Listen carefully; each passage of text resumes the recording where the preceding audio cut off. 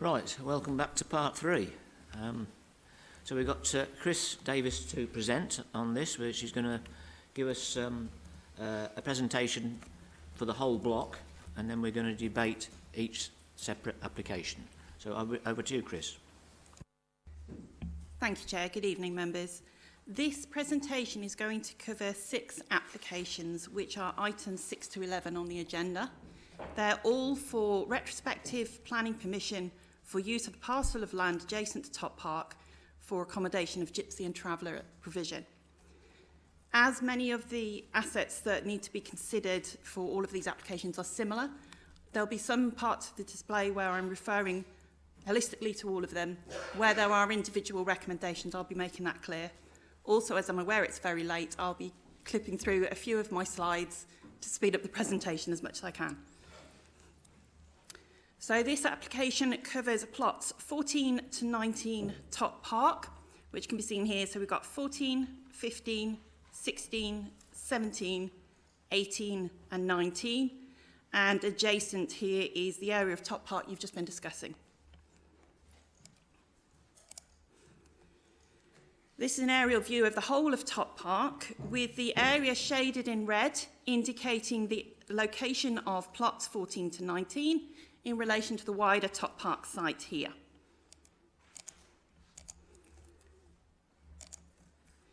Plots 14 and 15 appear to be much more developed than on this aerial photo, which was taken in April 2020.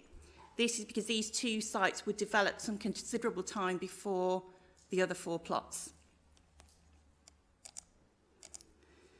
Looking at the accesses into Top Park, we've got the established Top Park access road, which is the tarmac one that you were looking at for the previous presentation, with views taken from Top Road itself in 2022 and 2020, and then from the top of the main park, access park, going down towards Top Park at the bottom. Top Road at the bottom.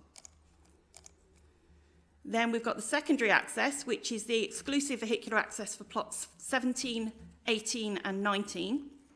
They all take this rather than the tarmac one. So these, again, are the views from Top Park, taken from the Top Road end in 2022 and February 2023. And from the top of that temporary access, looking down to Top Road, and again, that was taken in 2023.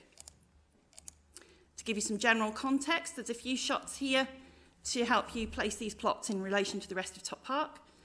This view is across plot 14 from the main access road towards the secondary access road and plot 15.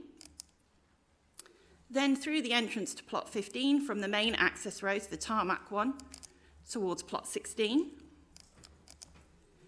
Through the entrance to plot 16 from the secondary access road, so the gravelled one, towards the older part of Top Park, and across plot 17 from the entrance again off the secondary access road towards the older part of Top Park. Here we've got a view across plot 18 through the access of the secondary access road towards plot 19. Views through the entrance to plot 19 from the secondary access road, showing both of their mobile homes, here and here. A view down the secondary access road towards Top Road, showing the entrances to plots 17, 18 and 19.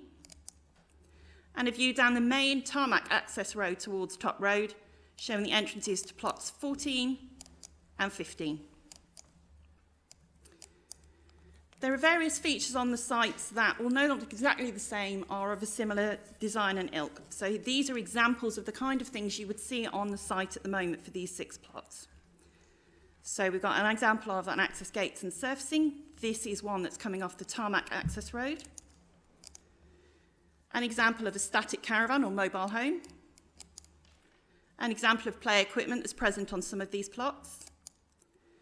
An example of a tourer caravan. Tourers feature on most of these plots. Several plots also have a grassed play area. They have amenity buildings. This is an example of one of the timber ones. Some have converted stables, which they now use as storage sheds. Some have play or dolls' houses. and some have more modular, more permanent looking amenity blocks as opposed to the timber ones above that. Looking at the incidental buildings, each plot has some buildings above and beyond static caravans or tourers that also form part of their applications. For plot 14, they have one additional outbuilding proposed, which is this one here, which would be a converted stable, where these are the 3 bays that would have been for ponies, and now they are used for storage. Plot 15 has 3 ancillary outbuildings, and these come in the form of a kennel building, a converted stable, and a small amenity building. Plot 16, again, has 2 ancillary structures this time. It has an amenity building, which is present here. It also has a permanent open-sided brick and tile gazebo. So there's brick piers with a tiled roof on top of it, and all sides are open. On plot 17, we have 2 families sharing this site, different generations of the same family, and they have kitchen and bathroom units. So you've got unit 1 here, unit 2, which essentially mirrors unit 1, and they also have a utility room. Plot 18 just has the single storage shed here, which combines storage and also some incidental room and inside space. And then plot 19 again caters for 3 generations safe families, so it's the one I showed you the photo of with 2 static caravans. They each have a shed, so this is a shed that goes for one family, the shed that goes for the other, and we've also got this one here, which is a sensory room for a disabled child. Looking at the layouts here, this is plot 14's layout. These are all based on proposals, because whilst most of them have everything they already need, a few are slightly changing the features they have. So, for example, a tourer being exchanged for a mobile home. So, plot 14, if approved when completed, would feature the grassed play area, the amenity building, a tourer here, some play equipment here, and the main mobile home here. Plot 15 has its amenity buildings here, and one there, a grassed play area, play equipment, a tourer caravan, and a mobile home. Plot 16 has play space here. It has amenity buildings, so this is the main amenity building, and this is the gazebo you saw the plans for. And then it has mobile homes here and here. For plot 17, we've got amenity buildings here, here, and here. So these are the 2 handed amenity buildings I showed you the plans for. Then we have a tourer caravan here, and static or mobile homes here and here. For plot 18, you've got a grassed area, a hard surface play area, a small area of decking, a little gazebo, a mobile home, and provision here. For plot 19, there's a slight amendment to this plan. The plans show an additional shed just here, immediately adjacent to one of the mobile homes. This is incorrect, because there's actually only going to be 1 shed per family, there and there, and the sensory room for the disabled child. They're the 3 outbuildings for that plot. They also have their mobile homes here and here. For a short period of time, there was a 3rd mobile home here, which has been removed from site. This was confirmed on a site visit in February. There's no intention to bring that back. It was temporary when a unit was replaced. There have been some addendums to the agenda report. Members have been notified of 3 addendums relating to Top Park. There was one for plot 15, one for plot 19, and one giving some general background information on enforcement and injunction that relates to these sites, but also to the ones you've just voted on. The addendums that exclusively relate to plots 15 and 19 refer only to alterations to the wording of the recommended conditions to be applied in the event of an approval, rather than any amendments to the report or the officer's recommendations or findings. Copies of these addendums were all published in advance and were made available on the website, in addition to a copy of tonight's agenda.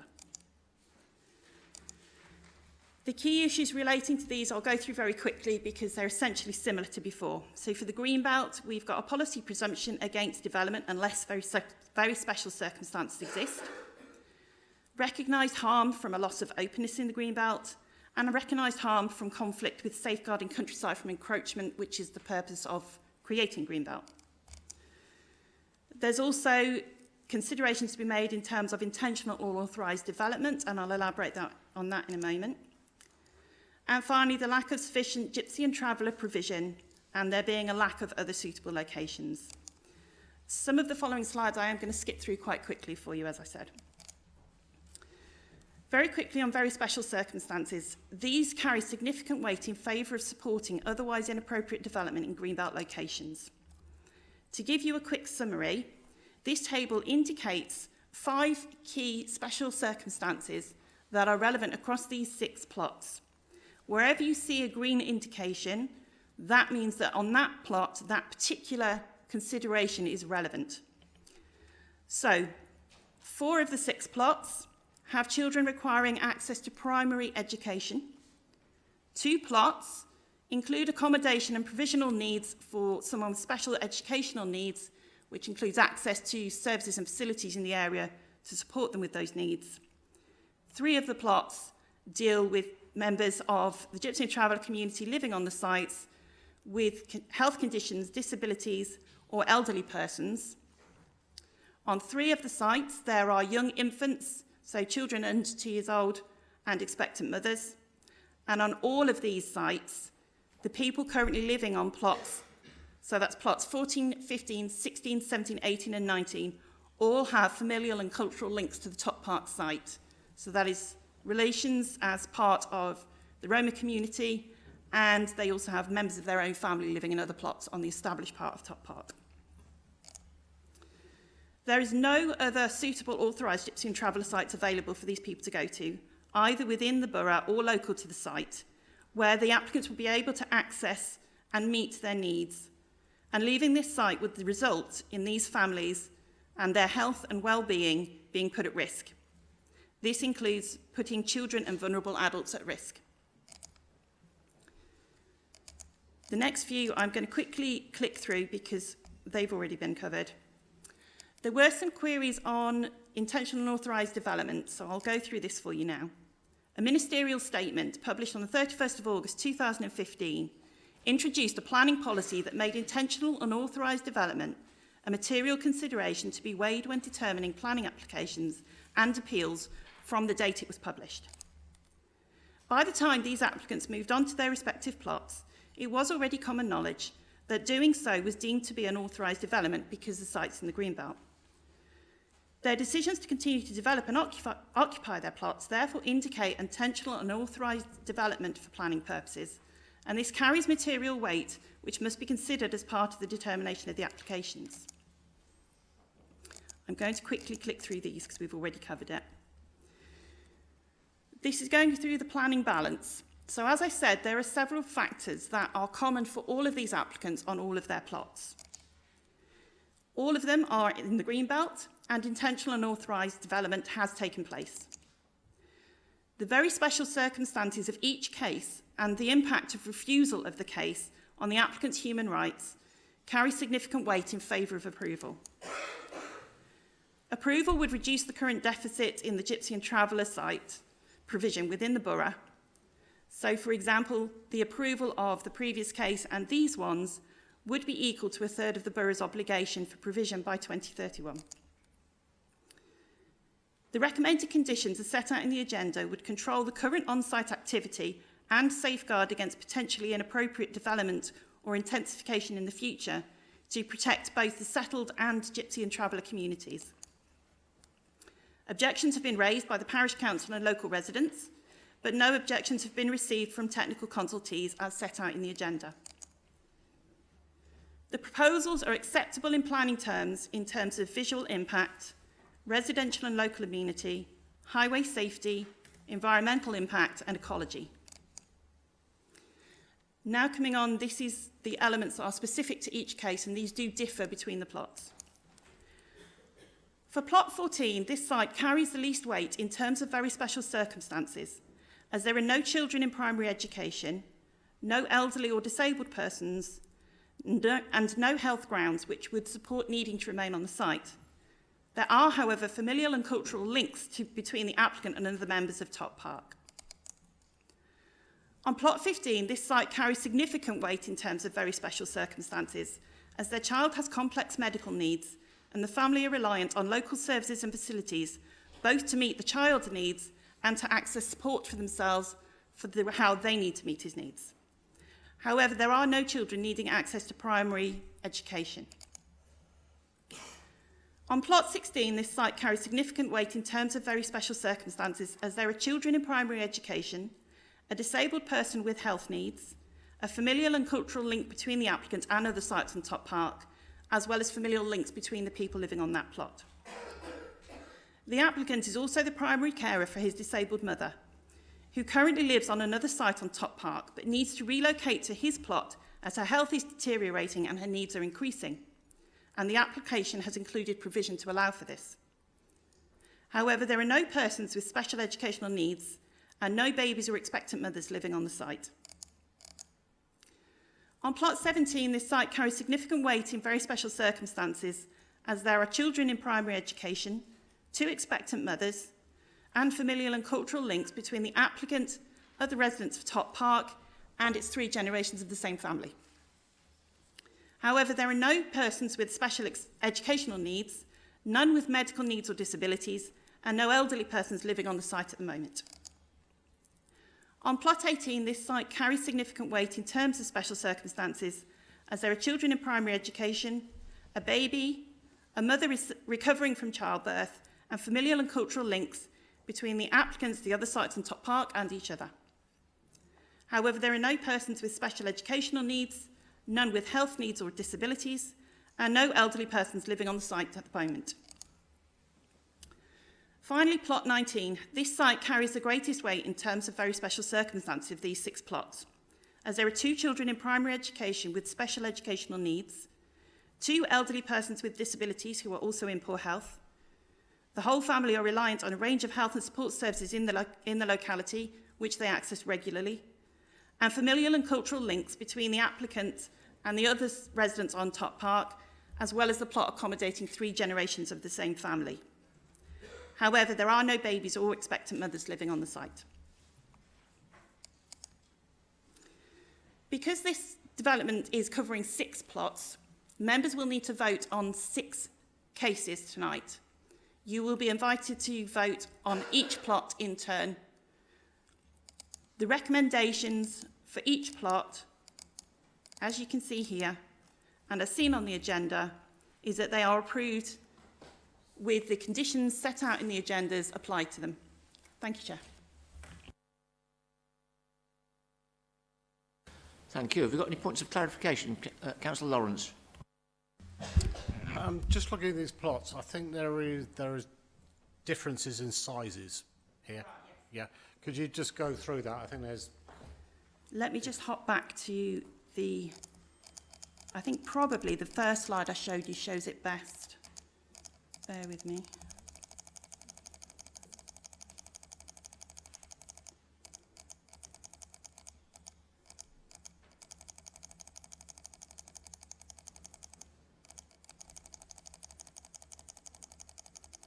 Sorry, there's no quick way to click back through to the beginning. Right. So on this site, you can see the 2 established ones there, the beginnings of one here. Could you just give us the numbers, if please, could it? The numbers for... Is that 14, 15? So approximately on this one, it doesn't show them all, but essentially you've got plot 14 here, plot 15 there, 16, 17, 18 sort of straddles that line there, and then there's a much larger plot at the front, which is 19. I'm just seeing if there's anything else that helps you. If I click through to the site plans. I think I've got it as 221211. Okay, in terms of the sizes.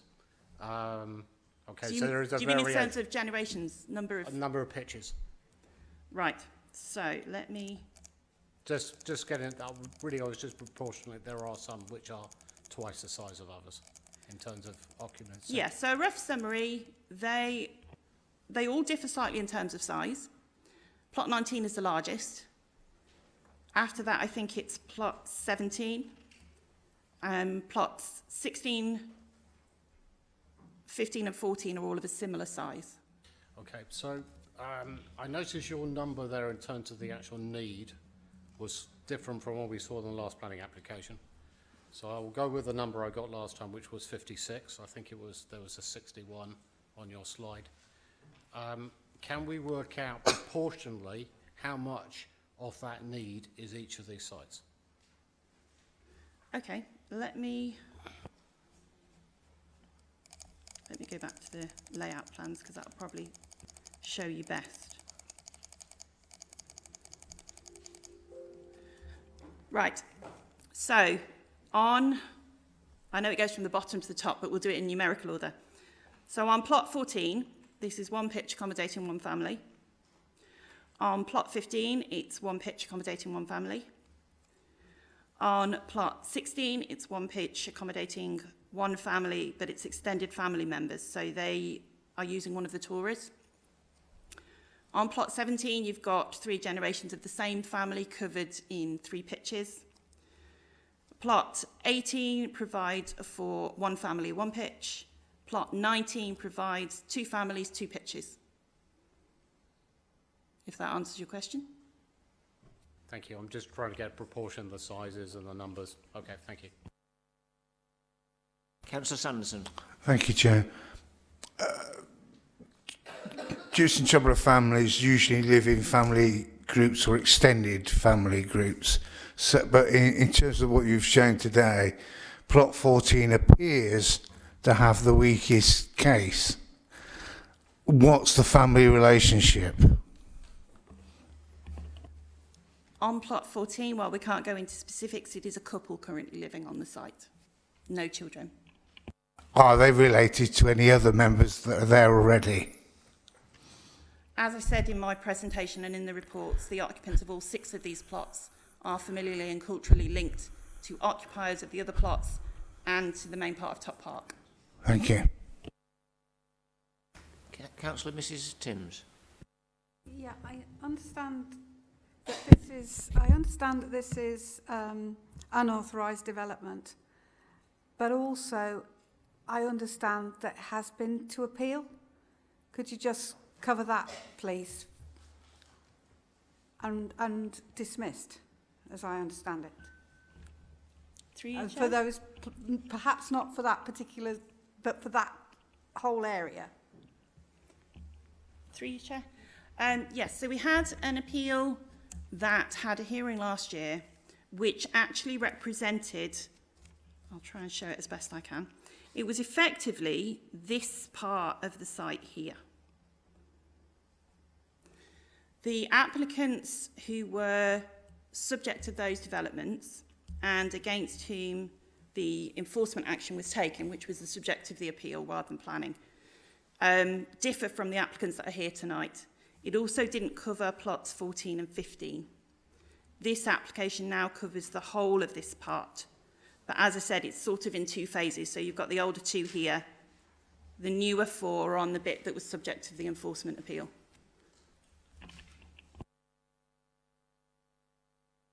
Any further questions? No? Okay, well then, in that case, then we'll move on to the speakers. And we've got Mr Stephen Rudge to speak. Thank you, Chairman. This is in relation to plot 19. No, Yep. it's primarily yes, but my comments will apply to most of the plots. But we've decided not necessarily to do the same presentation 6 times. So I may very well be saying, when I'm given the opportunity, what I said last time applies this time. But other colleagues will be making representation as well. Right, I've got a daughter who's 43, and you're all thinking, what's the relevance of that? She went to infant school with the children of the first unauthorised development in this corner of Barnacle. It's been going a lifetime. The history of Gypsy and Traveller site, unauthorised development of sites in Barnacle is very long-standing, and it shows how the planning process can be manipulated. And the result is, along Top Road, is a new residential village that was never planned and never happened in theory. It all came to a head, and we've made reference to the injuncted land. Rugby Council took an injunction to prevent development. There was a contemptuous disregard to that, and development took place. And it coincided with lockdown, where the whole country went into lockdown, but there was activity afoot on those particular sites. And why the documentation doesn't make more and explain what happened with the injunction and subsequent results and the appeal process that followed it, I don't know. So along Top Road, there's a history of development being done, retrospective planning permission being sought, appeals and prevarication resulted in temporary permissions or permissions with conditions, and quite frankly, completely ineffective enforcement of the conditions. So we've got a mess. It's complicated, and I absolutely accept remedy would be difficult and expensive and quite frankly bloody. And that's why I think the officers are recommending approval. It's one fight too many. But if it's granted, then the other unauthorised sites there will also have to be granted. There's a load of conditions been applied, and the conditions have never been enforced properly on any of the applications previously, so I don't think they will be enforced this time. Yeah, I'd love to be proved wrong. I'd absolutely love to be proved wrong. My reasons for objection are basically, there's a lot of them in the documentation, they're listed. I'd like to quote just two of them. One revolves around the green belt again.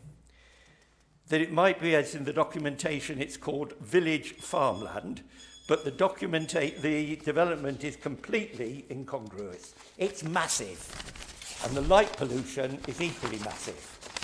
And at the same time, my colleague will talk about the unfair distribution of sites within the village of Barnacle. 36% of authorised sites, 91% of authorised sites in the borough are there. These developments should never have occurred, and the application should be refused. Right, do you have any questions or clarification to Mr Rudge from members? No? Okay, in that case then we'll move on to our County Councillor again, Adrian Warwick. Thank you very much, Chairman. I'm delighted that the Parish Council has asked me to come and speak on these applications tonight. And firstly, I am utterly horrified that I'm having to bring to the attention items that the Parish Council have raised with me. The injunction, which is mentioned in the 2015 application, and the fact and enforcement meeting took place here, an appeal 12 months ago this very day that was won, requiring the site to be put back in the public interest by the 31st of October last year, was not made aware to members of this planning committee. I've had it confirmed by the head of planning that these were material considerations that were withheld until brought to the attention of officers today, and you will see by the addenda that have been put onto the website that these are required for you to make the decision. And I think the people of Shilton and Barnacle are owed an answer as to why these addenda were withheld from you. I think it's personally quite shameful. But you've heard Mr Rudge speak. You've heard that this land was occupied knowing there's an injunction on it. You've heard that after the Borough Council had an appeal dismissed, more applicants, different applicants, went onto a site that you knew there was an upheld enforcement decision on.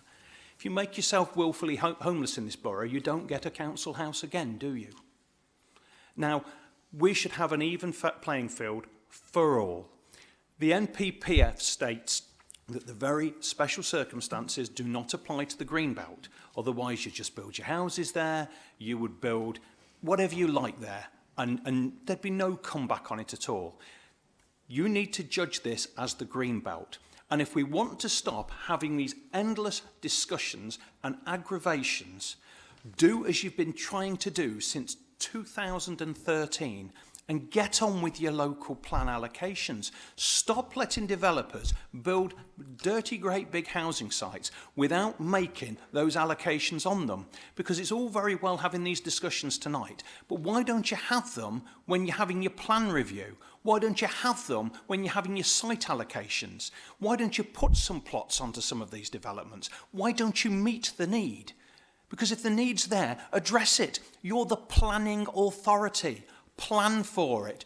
Don't simply allow something to develop unchecked in an area and say, oh, well, we've got to do something about it because of need. It's your duty to address it. So address it. But I would really like to have some answers as to why the hearing that took place a year ago today was not reported to this committee, why information's been withheld, and why it's been the duty of Shilton and Barnacle Parish Council to bring it to my attention, to bring it to yours, because something isn't right there, Chair.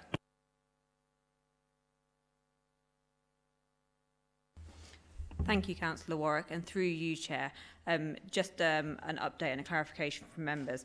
The head of planning did not say the information was withheld. She did say she would review what information we're providing, and if there's any material, then an update would be provided as it was.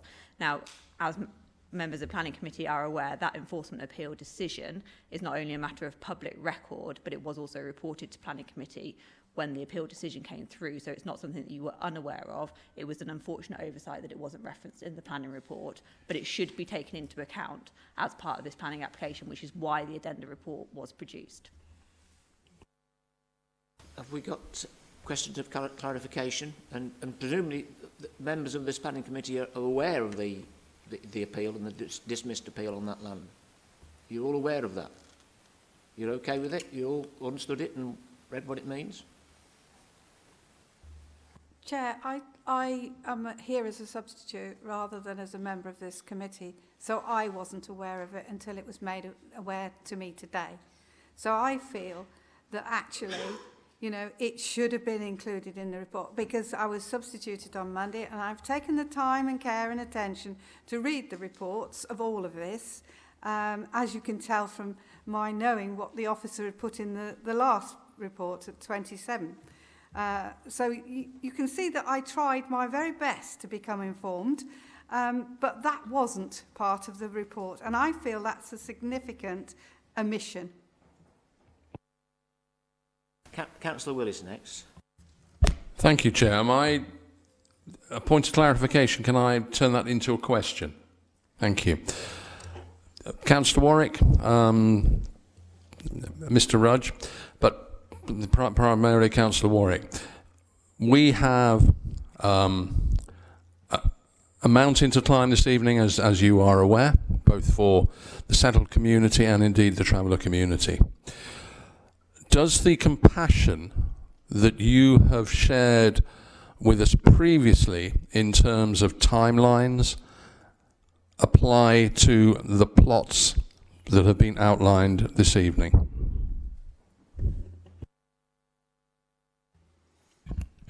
Thank you, Councillor Willis. We all want to be compassionate and things have got to be done in a measured way. I would point you to the item in the committee report that said it was not in the public interest to allow the breach of harm to the Greenbelt to continue past the 31st of October last year. It is not for me to say what you decide are the compassionate timelines to comply. I will just say to you that in May last year, the planning inspector set those rules, not me, not you, not this planning department. And as I say, you weren't made aware of it, and I question why. Can I respond you, as Councillor. well? Is that possible? Because the question was to both of us. No, you've had your opportunity. No, Sorry, no, the question was to both of us. Apologies, Chair. I did mention Councillor Warwick and indeed Mr Rudge as well. So my we go apologies ahead to on all this affected. occasion. Yep. Thank you, Chair. So I can speak? Right. The compassion probably doesn't extend because of the injunction that was in place at the time, that was just treated with utter contempt. and also the activity during lockdown to develop the sites. The rest of us were not doing things, but it was massive. So I think the compassion, which may have existed on some of the other sites, this is a different kettle of fish altogether. Thank you, Mr. Rudge. Okay. Councillor Mrs Roberts, you're going to ask a question. Yes, thank you, Chair. I was not aware because I got substituted last minute and I did my best to read it. My concern is, despite an appeal being rejected and all this, the development continued on that site. So it's like... This is a question of clarification to Councillor Warwick, is it? Oh, sorry. Yeah. Yeah. Yeah, so they continued to develop while the appeal has been rejected. Is that it? That's exactly right, but I would suggest, Councillor Roberts, you best direct that to your officers rather than to me as to why no enforcement action was taken after an appeal was upheld. I can't answer that. Thank you.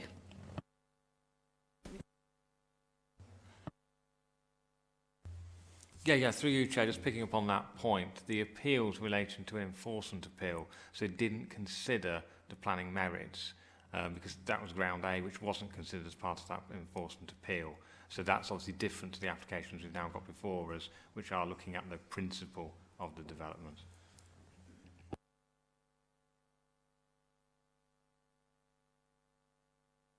Councillor Mrs Brown. Thank you, Chair. Councillor Warwick, given we are where we are with this, do you consider it appropriate to move forward in the same way as we have previously this evening and make this part of the review that has been discussed? Well, Councillor Brown, it's very kind of you to co-opt me onto this planning committee, but that's not within my gift.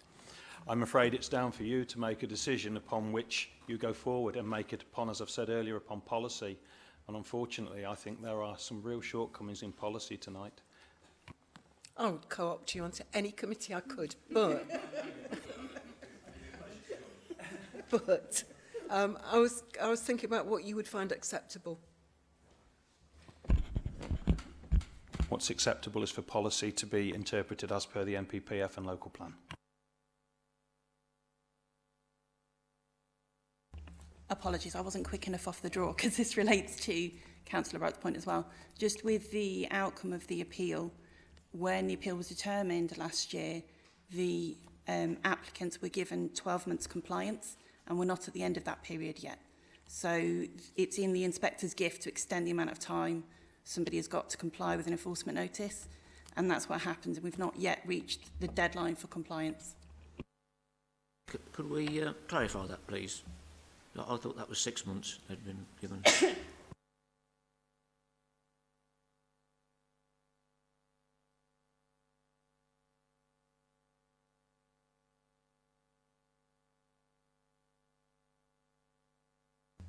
No, through you, Chair, I think it was correct what members said, 31st of October. That's what I've got on the appeal decision. Yeah. Apologies then, Chair. Yeah, it was 31st of October last year. Have you got any further points of clarification from Councillor Warwick before he has to leave the room? He doesn't have to leave. He doesn't have to leave. Okay, even for the debate.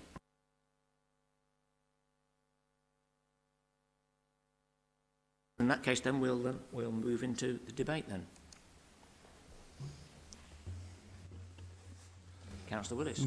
A question, Chair. In terms of debate, are we debating 6 applications or a single application?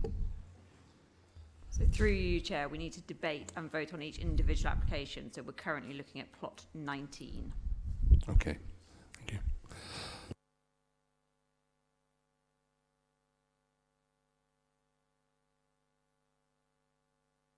Councillor Willis again. Thank you, Chair. Clearly, we have a massive problem to address in terms of how we determine this application this evening. To refuse will put a family And again, excuse me, I'm not aware exactly who the family are in terms of the children on the first one that we're talking about. That's fine. I appreciate members are considering 6 at once, so we might need to clarify. So we're plot 19, aren't we? So we've got the special circumstance here at plot 19. On plot 19, there are essentially grandparents, children and their children. So there's 3 generations of the same family, and it is the grandchildren who have primary education needs and special educational needs. Okay, If that thank helps. you. So let's take that as an individual family. To refuse, we'll see that family required to move and move fairly quickly.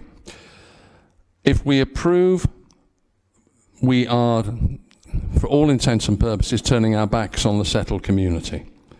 I don't think any of us in this room have the wish to turn our backs on either the settled community or indeed the traveller community. I propose, Chair, that we therefore consider a temporary permission. The applications we've heard earlier this evening suggest that we would need a 5-year period to build that into the local plan review that is taking place. I think we've seen the commitment to that from members this evening to get a policy, the policy vacuum, or one of the clear policy vacuums we have to move this forward. We also have an issue that, and I speak now as a People Directorate Lead Commissioner, to perhaps involve the People Directorate. We have needs, if the slide with the green bands on it talked about a whole range of people who would require, I would suggest, People Directorate input. I know that People Directorate aren't a statutory consultee, and we've had that discussion before with Gypsy and Traveller sites.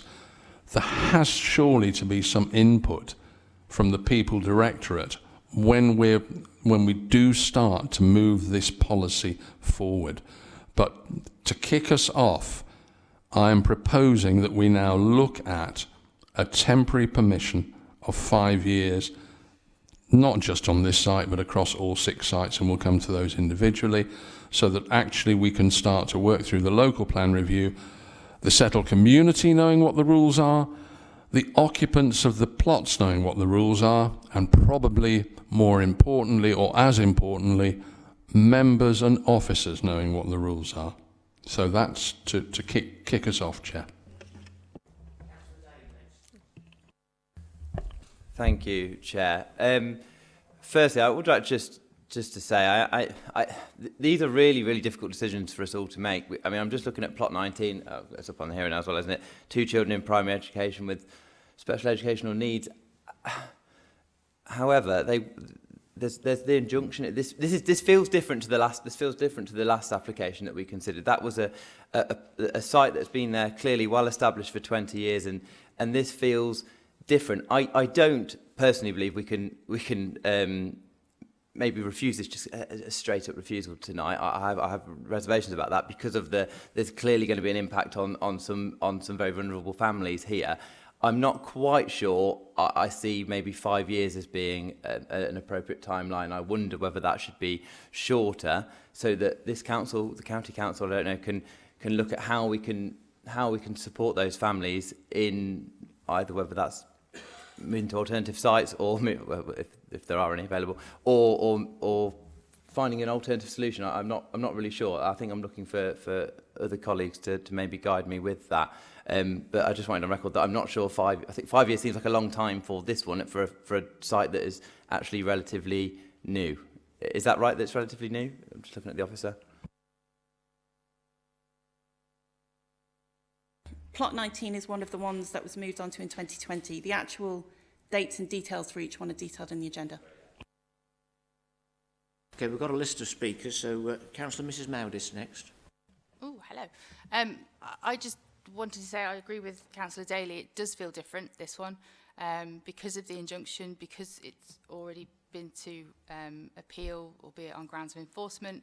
The inspector was quite clear that the harm to the greenbelt resulting from the stationing of static caravans and mobile homes is a consideration to which he attached a substantial weight, and I think I do too. This is a very new plot. It's an extension, ultimately, of a very big plot that we've just spoken about. So we're making that big plot even bigger, and that goes against every policy, you know. And I think there could be some compromise on the time that we could ask them to leave, you know. So we refuse, but we give them an extended time to vacate the property, which hopefully would give us more chance to find alternative sites. I don't know, is compulsory purchase something that we could look at?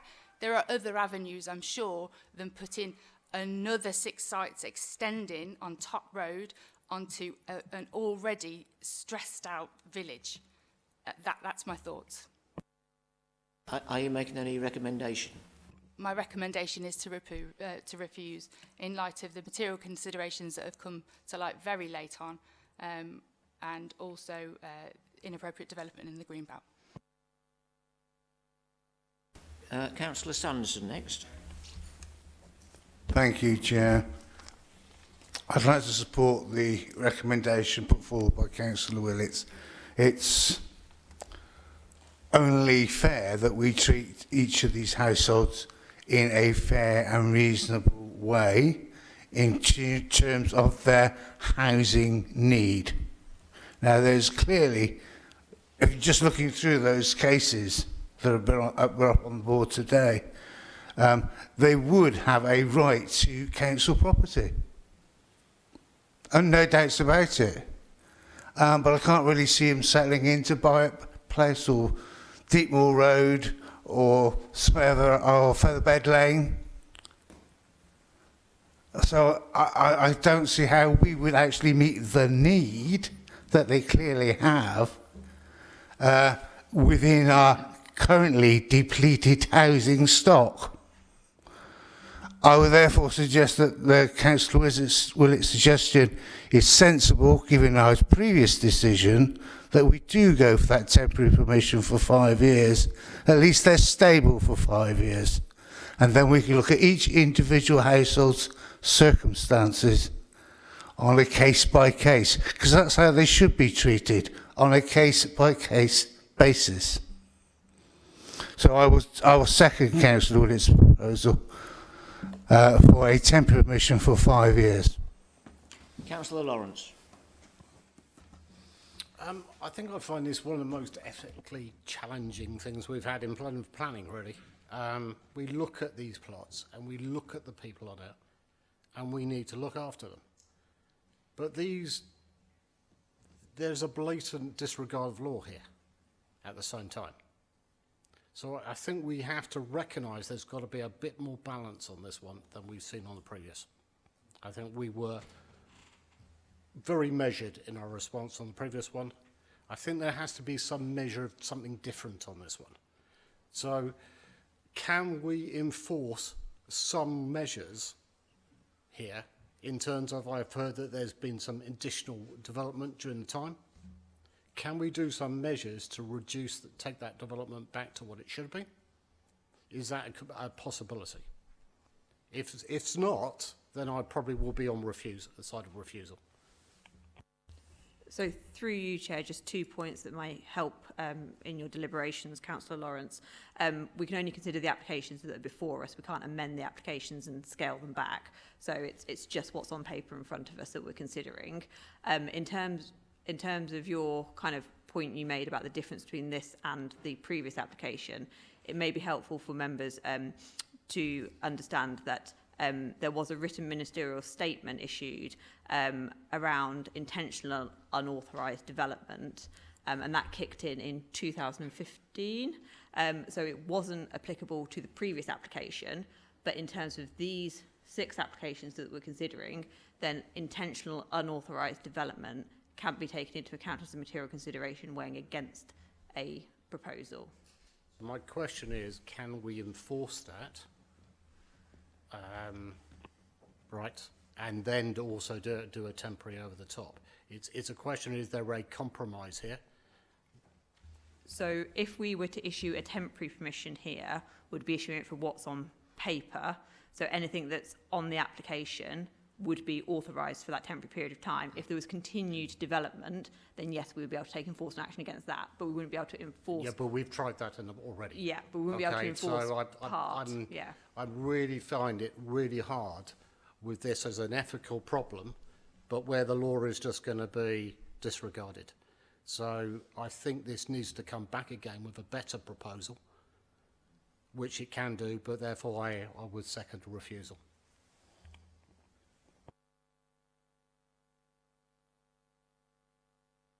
Councillor Mrs Brown. Sorry, Mrs Roberts. When we started, I thought I will go the same as the previous one, give them a 5 years extension. However, knowing that there has been an appeal that has been rejected and it was a blatant disregard of what was the law, really. I find it extremely difficult because there are children, there are with special needs and elderly people with needs there. However, I think if it's a disregard of what has been said before and their application being rejected, even an appeal, for them to completely disregard that and continued, I'm afraid I will have to support rejection today. Thank you. Councillor Roberts, just a point of clarification on something you just said. So they haven't had their application appealed and rejected. It was an enforcement notice that was dismissed. So this application that we're considering now hasn't been considered by the Planning Inspectorate. Yeah, but despite that, I will support rejecting it. Councillor Mrs Brown. Thank you, Chair. Just very briefly, I support Councillor Willis. I can't see an alternative on humanitarian grounds as much as anything else. Councillor Mrs Timms. I'll bring you back to we have now got a site with temporary permissions on where these people have got familial links. So there will be support around these families that is pre-existing on that other site that we've just given 5-year permission on. So that support is there, and we have deliberate, intentional development of green belt land. And that has been to the inspector, and he agreed with that, and he also said that the village had reached saturation point, I think was the words that he used. So I think on that basis, because also we don't need to consider need in the green belt, that we know that. Need is not a consideration here. But what is a consideration is that this is expanding a site that we've just given 5 years to, with those familial links in place to be able to support these families, and now we're talking about going more. I'm going to support refusal. Okay, have we got any further speakers? Because when we cast our minds back 12 months ago, when I was sitting here and I was an observer at the hearing, and the decision was that the land had got to be reinstated back to what it was, and they were given 6 months to do it. It should have been all back to green grass by October 2022. And here we are. So we've got some decisions to make. We've got a proposer and a seconder for the temporary. So voting on temporary. Yep. So we've got for a temporary permission of 5 years, and we're going to have to vote on that one first. So those are in favour of that temporary permission for 5 years, please show. 2, 3, 4, 5, 6. And those against, please show.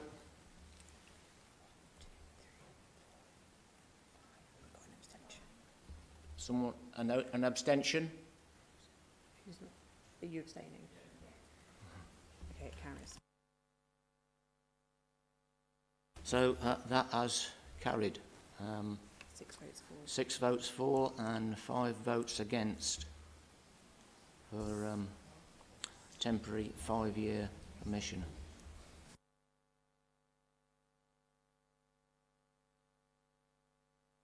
We move on now to plot 16.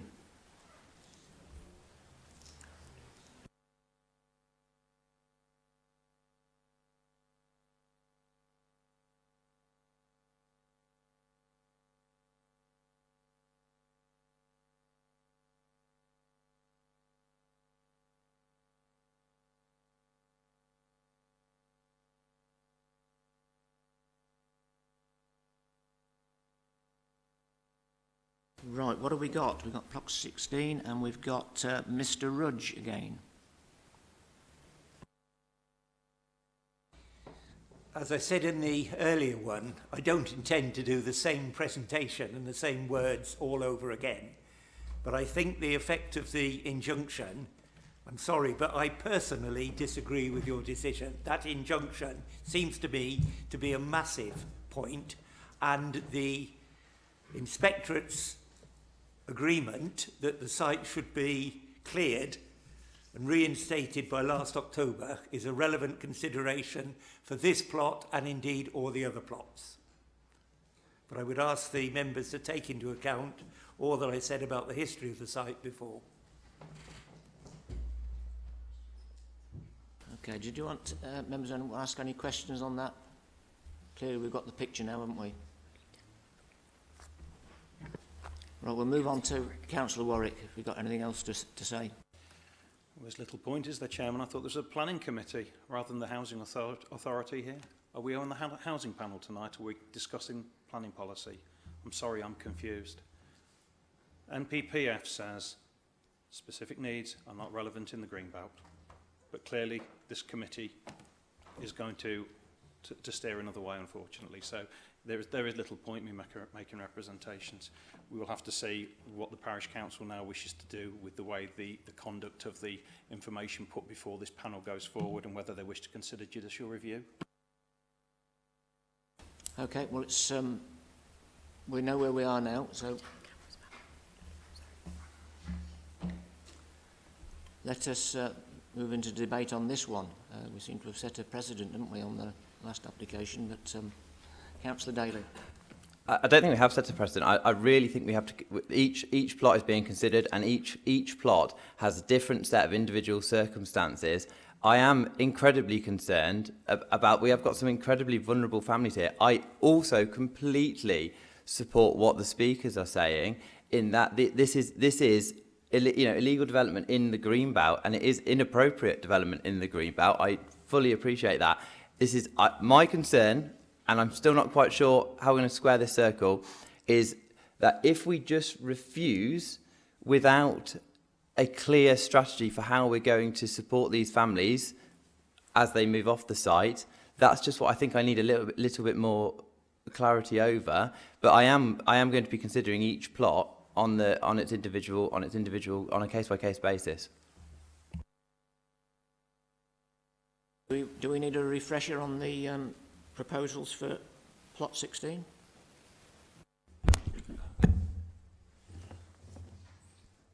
Chair. Just to clarify, Chair, mine was across the board. It was a proposal across all 6 plots. You have to do it each time. We're taking each one individually. Yes, please do.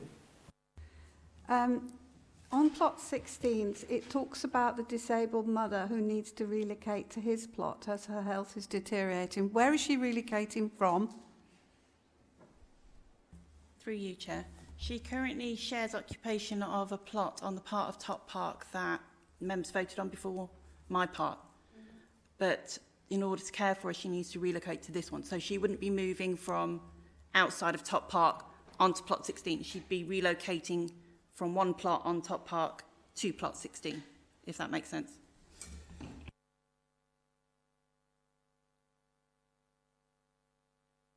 Okay, let's move into the debate on this then. So, who's going to speak first? Chair, I do feel that what Councillor Willett said was correct.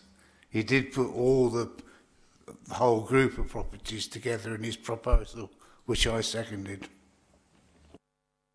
So through you, Chair, just as a matter of procedure, because we have to debate and have a motion for each individual application, I appreciate that you're both supporting it across the board, but it will need to be proposed and seconded for each application, for each bit of the debate. So if you want that proposed across the board, you just need to raise it each time for me. Do we just say ditto then? I need a verbal consent for a proposer and a seconder. I want it verbal. If we could play back what my words were, Chair. As for plot 19, same proposal for plot 16, that rather than turn our backs on both the settled community and the travelling community and reject the application, I propose that we move to a temporary permission of 5 years, which will coincide with the local plan, bringing the local plan through to fruition. I'm happy to second that, Chair, on the basis of continuity. Have we got any other speakers? Or we're going to put that to the vote. Councillor Mrs Boundis. I would just like to place it on record that I think this goes against all policy. An injunction, an appeal, I am deeply unhappy that this extension to an already large plot looks like it's going ahead, and I'm really, and it's not without complete sympathy for the people on site, and I totally appreciate that they need a site and we should be making provision for that, but I don't think it should be through illegal, unauthorised development. I don't, because it sets a precedent. It sets a precedent for more sites. There's a huge amount of greenbelt there. You know, that it sets a... Thank you. Councillor Mrs Roberts. I'm totally in support with the councillor there, because, you know, if that was with a settled community, and I know in my own ward where the council has gone and enforced and taken building down. So I'm a nurse by profession, so nobody can say that I don't understand the need of these people. I've helped people for accommodation, but also there is rules that need to be followed. This land was supposed to be returned to the green grass and all this. It has not. So again, I would say I can't support the extension, though I understand the feeling, but I can't support it. Thank you. Councillor Willis. Chair, as we're now looking at separate debates and votes, 5 years was the figure mentioned. The opportunity to change that figure, certainly for 4 or the remaining 5 plots, is within the gift of this committee. So if the strength is there, and I think there is an understanding in the room that time is required for that community to move on, let's hear it. Councillor Lawrence. As my understanding is, this community has already been given time to move on and has chosen not to. So we could give them longer and they could again get back into the same situation. And the problem we've got is, when do we say is enough? Okay, and I say this is really morally conflicting, because these people need to be looked after. These are people. But we've got to say enough is enough. This is becoming the largest community of travellers in this area, and it's getting larger than the village next door to it. It's unreasonable that this has become such a large area in this neighbourhood. We need to distribute this. We need to take the burden, well, the pleasure across the whole of the community of having these people around. This is where this has got to, we've got to put a line in the sand somewhere. So I'll go back to where we're on the last one. I think there are some other considerations on some of them, but we got to, therefore, yeah, I'm back to where I am again. So I will be proposing a refusal.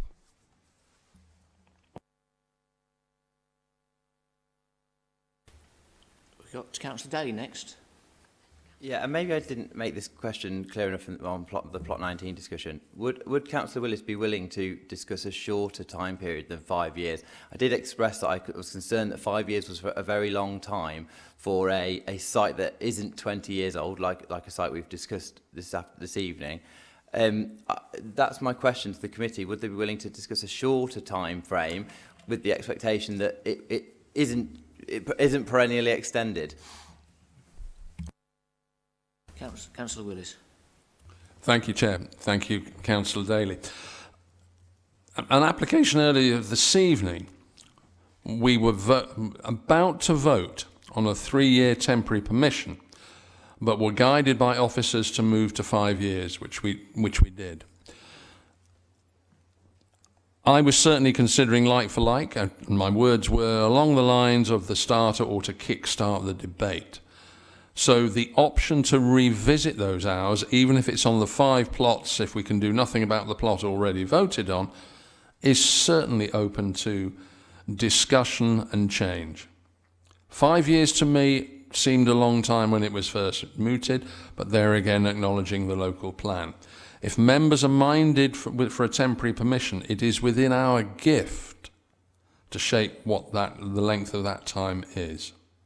So it does create a difference between, let's call it the 2 sites, because the 2 adjacent sites, albeit the number of plots. So more than happy to revisit the proposal if another figure is brought forward.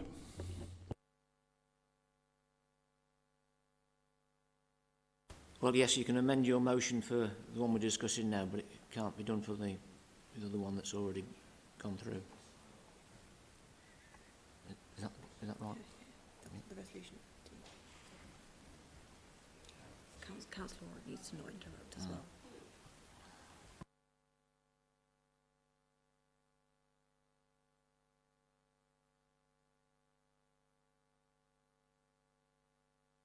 This is a difficult one for me as the chair, because clearly the presentation was as a block of traveller pitches, and yet we were going to vote on them separately, but they're all connected together, and I do feel, as the discussion has gone on, I do feel as though, we've given this just a little bit more extra thought, and probably thought, well, could we just slightly tweak it a bit, and if there's any possibility of that.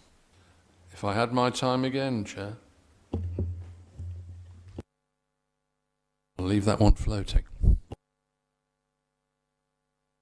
Councillor Sanderson. Thank you, Chair.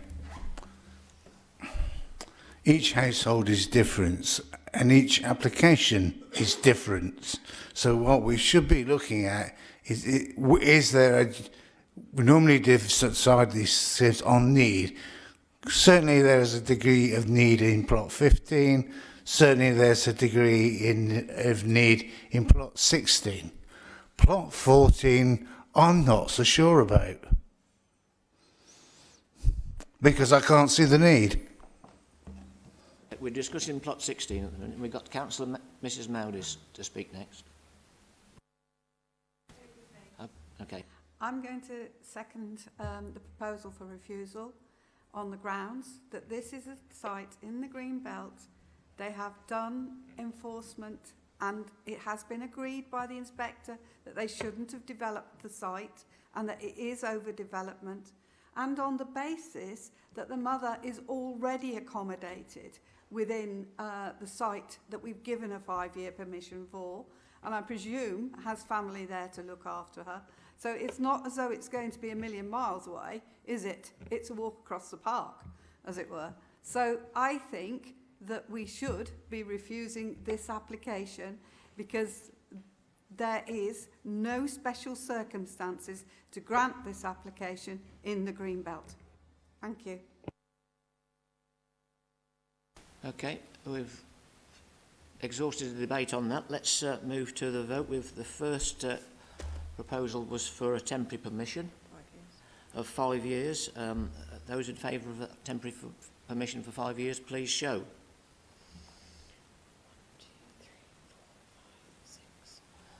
And those against, please show. That's my casting vote. Yeah. What's your casting vote? Again. Against? Yeah. Okay. So that was, yeah, you need to say that into microphone first. So that was 7 for refusal. No. Sorry. Do you want me to read it out? So the motion was a temporary permission for 5 years.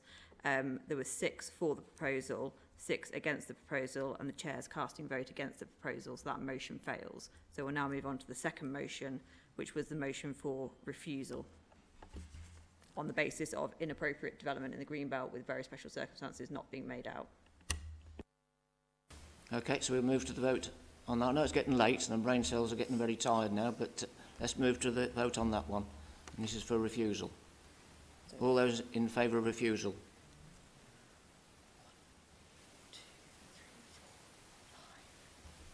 And those against? 1, 2, 3, 4, 5, 6. We've got enough stuff. 1, 2, 3, 4, 5, 6, 7.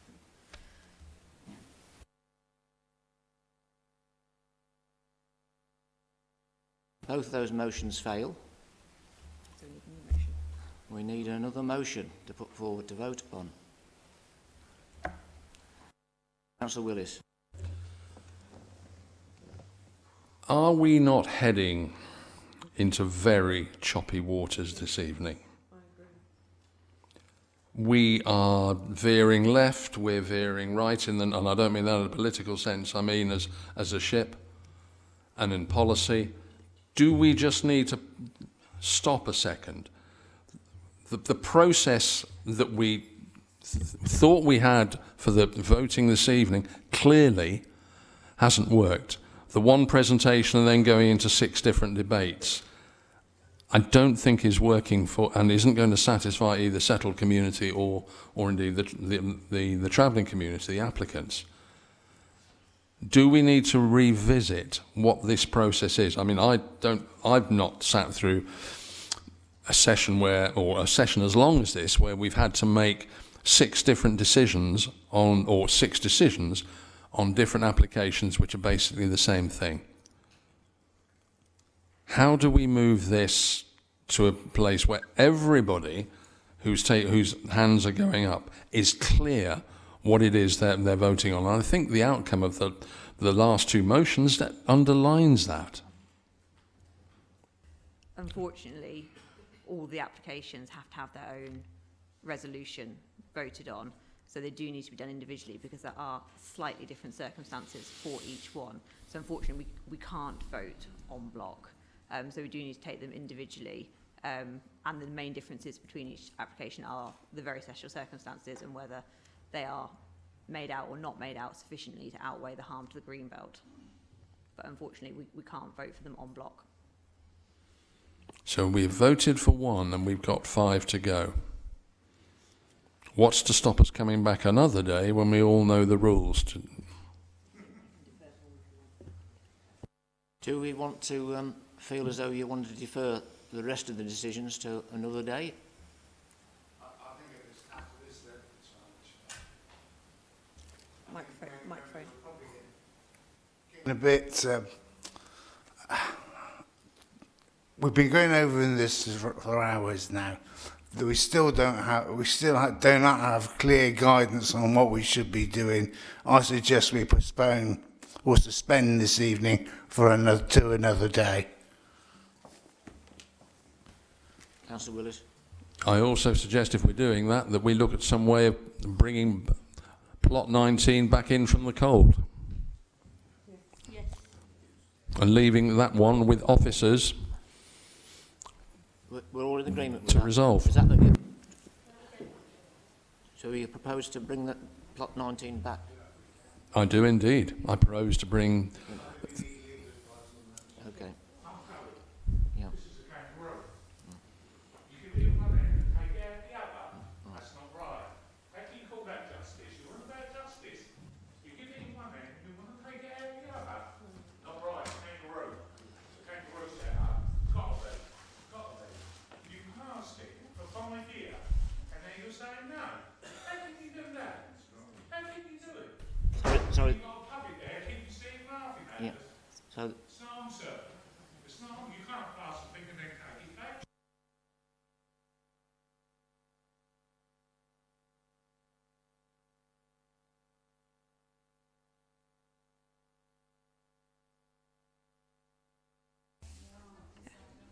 So through you, Chair, I understand the proposal that's on the table from members is a motion to adjourn this meeting and defer the remaining 5 applications, and a request for us to look into the options around plot 19 and whether that can be brought back. Am I correct in understanding that's the motion that is being tabled?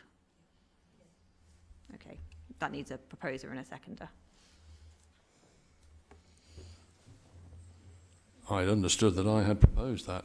yes. We've got I'm more than happy for Yeah. my name to be on that, And if that's Councillor the case. Sanderson, just confirm that on your microphone. I'll second that, Chair. We can't go on like this all night. Okay, so let's have a vote on that. All those in favour, please show. Well, that is unanimous. Well done. Okay. Okay. So what?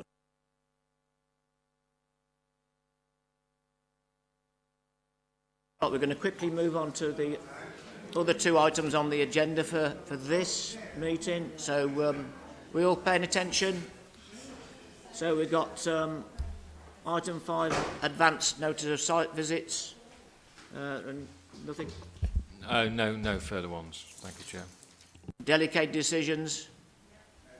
Noted. Okay, that's the end of the meeting.